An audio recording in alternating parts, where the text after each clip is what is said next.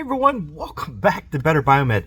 Today we're going to go ahead and take a deep dive into the BC Biomedical SA 2600. This is their touchscreen automated electrical safety analyzer. And guys, I have been excited for this guy for a long time, ever since I first seen the concept of it. But let's go ahead and go over some of the features. First off, BC Biomedical is known for a very clean design. They've always been kind of Spartan design, but very clean. And in that way, you can see that there are no real buttons, and the only thing that sticks up are actually your ECG leads. We'll get to that in just a moment. There are membrane buttons on the front, which have indicator lights right next to them, which show you a line that goes to the receptacle. It shows you that this button is related to this. Very cool there. I love when they show relations. Also, up here you have, again, your ECG. But take a look, they are not a standard ECG spring-loaded design, but there is a ball bearing inside each and every one of these. And when you put a banana plug inside it, it's actually captive quite tightly because that is a spring-loaded ball bearing that's inside. I've never seen that design before, but I really like it. I appreciate the fact that there's two different heights. That way there, I can very easily put multiple banana plugs in there. I dig that design.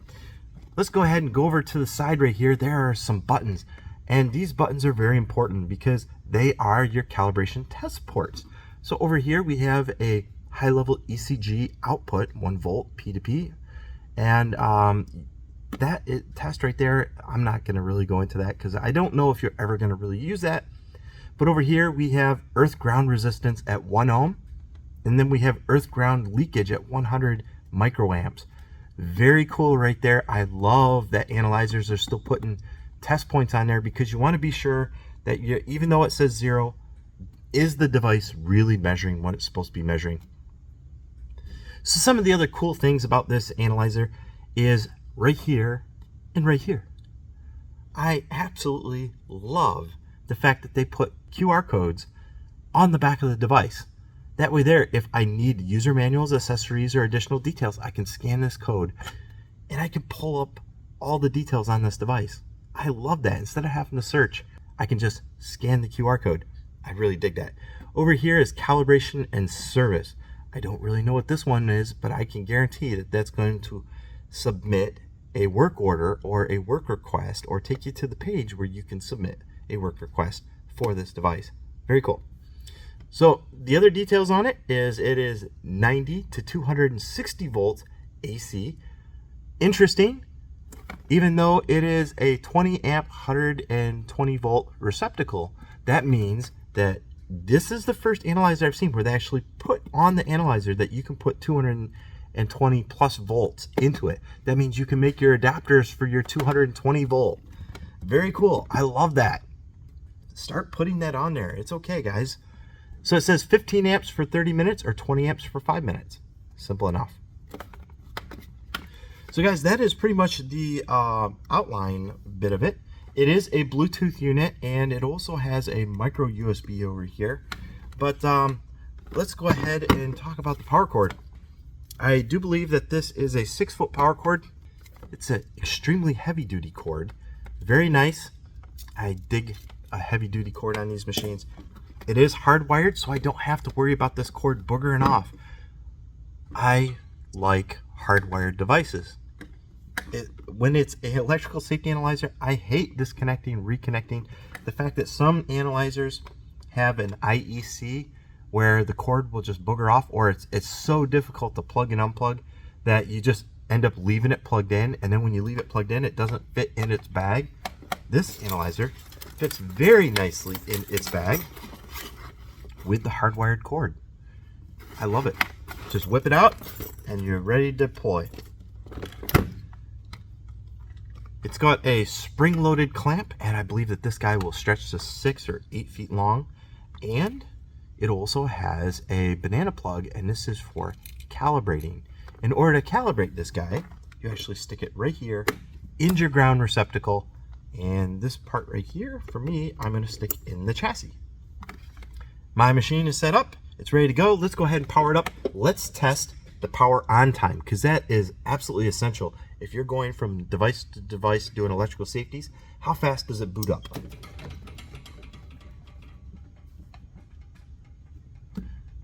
2 or 3 seconds and it's fully booted up. It's got the date and time stamp. We have auto sequence at the top. We got mains, line voltage, device current, ECG waveforms, leakage modes, and earth resistance, and a little Bluetooth indicator. Very cool, guys. I dig that it's got device current right on the main page. Here, maybe it's better if I do it like this, guys. So device current is right on the main page, which I love because I use device current for doing device troubleshooting, as I've said in several of my videos. The touch screen is very responsive, and even though it might not be showing up on camera, it does have a glare because I got direct overhead LED lights, but it is a beautiful looking LCD screen. So one of the main things that you're going to do with this analyzer is right here at the top, it's auto sequences. We're not going to get into that quite yet. Here's my voltage display. Notice that it's nice, larger size numerics. I dig it. It says up here, outlet status normal. I wonder what it does with isolated power. I have an isolation transformer over here. Maybe we should check that out. All right, guys, here we go. I'm going to go ahead and plug it into my isolation transformer over here. I recommend that every workbench has an isolation transformer. Oh, look at this. Fault detected, open ground, possible reasons, no ground, isolated main power supply, broken fuse, or multi-phase supply. That's very interesting. Let's continue. And let's go over to mains line voltage. And it says outlet status open ground. The reason that it now says 128 volts is because it is running through an isolation transformer, and that splits your voltage into 2 equal 60 volt legs. Supposedly. There can also be like plus or minus windings on your isolation transformer. It's going to have minimal effect. This isolation transformer here, I found on a audio video cart, and I use it here on my workbench because it's much safer to test electronics plugged into an isolation transformer than if you were going to test it at a regular mains voltage. So anyway, it does give you an indicator saying that, hey, there is something going on with it, which is cool, and I love that. But now let's go ahead and go back over to my main bench, and we will continue on with the review. Let's do an actual electrical safety. All right, guys, here we go. I am going to go and do an electrical safety on, first let's try a unit that I know is going to be bad. So in order to do that, pull that guy out. This here is a xenon light source, and it is going to shoot high on ground. Reasons unknown, but that's okay. We're going to figure this out together. So I'm trying my first ground point right here. And let's try an auto sequence. See what happens. Alright, so it gives you the option of doing custom sequences, which maybe you and your shop will do. Or let's go ahead and do fixed. Fixed, we have 3 options of NFPA 99. There's NFPA 99 generic, there's AP and MAP, and oh, look at Amy. It's got its own electrical safety. And 6601. Okay, that is your European standard. Anyway, let's go to NFPA 99 generic. That's exactly what we're going to do. So let's flow down through it. We got enclosure is what we're going to be doing. We're going to do no ECG on this machine and repeat auto sequence after device power toggle. Yes, of course. And we're using the Amy test load. Yep. Okay, next. Asset ID, I'm not going to set anything in there at this time. Pretty interesting. It says 0 leads. And what's even cooler is there is a little graphic right here which shows you exactly what port to plug your cord into, and it shows you how to 0 your leads, which means you take this little guy right here, you plug it into your ground port. You can see I'm reading 0.069, so it's 0 the leads. there becomes an asterisk above the ohm symbol, and now I should have zeroed leads. So remember, on the side of the machine, there's two different ports. It says earth/ground resistance 1 ohm. Now mind you guys, this device is not necessarily calibrated for use on medical equipment at the time. So let's see. I'm shooting 9.28 ohms, but that's how you would know. It's so cool that it's got that port on the side. I really love that. All right, let's go ahead and go back to my electrical safety test.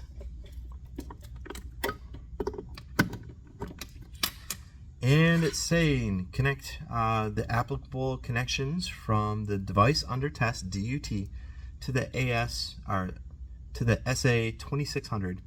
Press the arrow key when the DUT is set up to start testing. It says first testing the mains. Earth leakage, to which it's reading 2.4 ohms. That's really high, guys.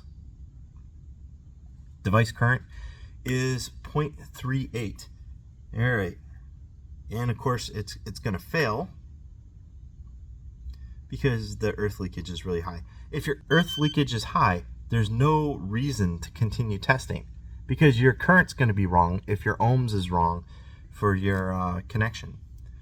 I wish the machine would stop the auto test right there as soon as your ground is not compliant, because that means you're going to get a bad leakage test. So why even proceed?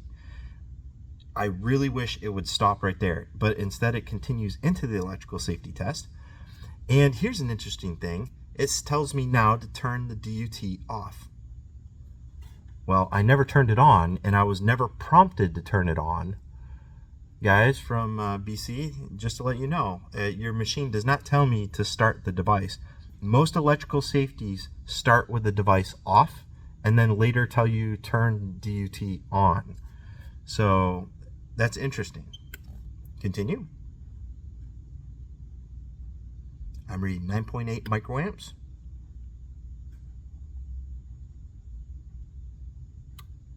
All right.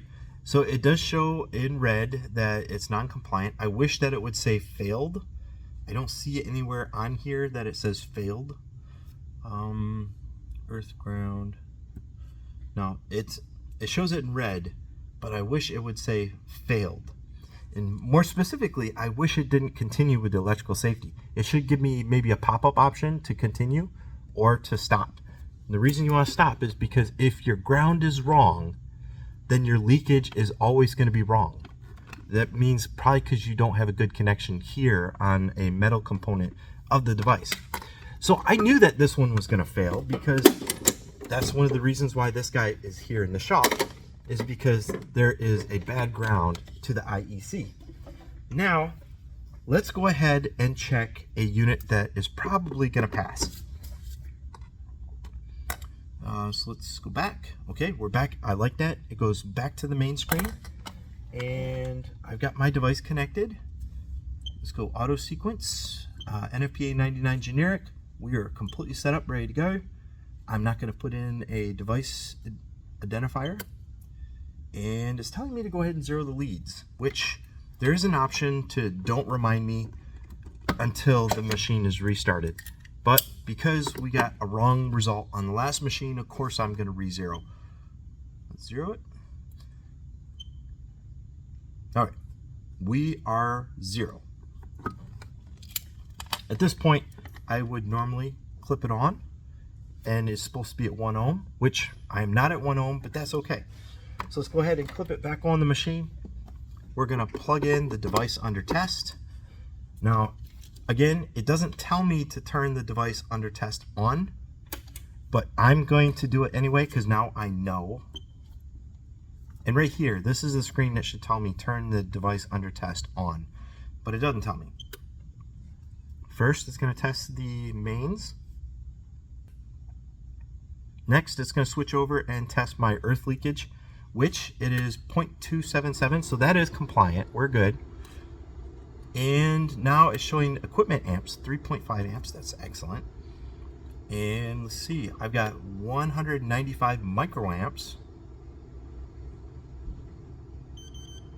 Okay, now it's telling me turn device under test off. Continue.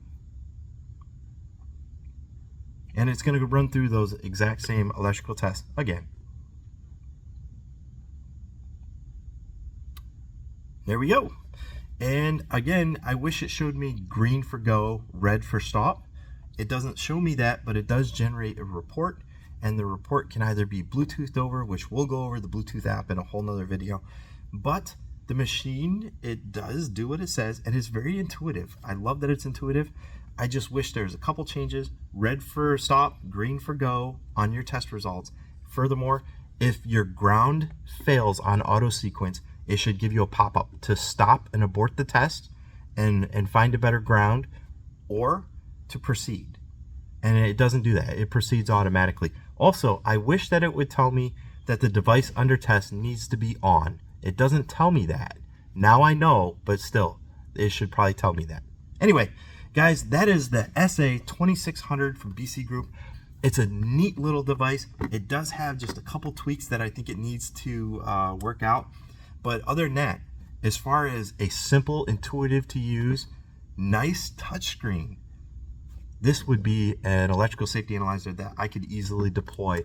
And we're going to do a test with a junior level Biomed. We're going to go ahead and give them this device and see if they can do an electrical safety with 0 instructions. How crazy is that? Anyway, guys, thanks for watching.